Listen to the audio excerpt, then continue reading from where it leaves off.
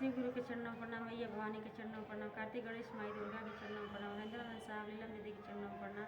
यहाँ के धरती आकाश के चरणों में मेरा प्रणाम, सुविधा शिष्य का प्रणाम स्वीकार गुरु स्वीकार।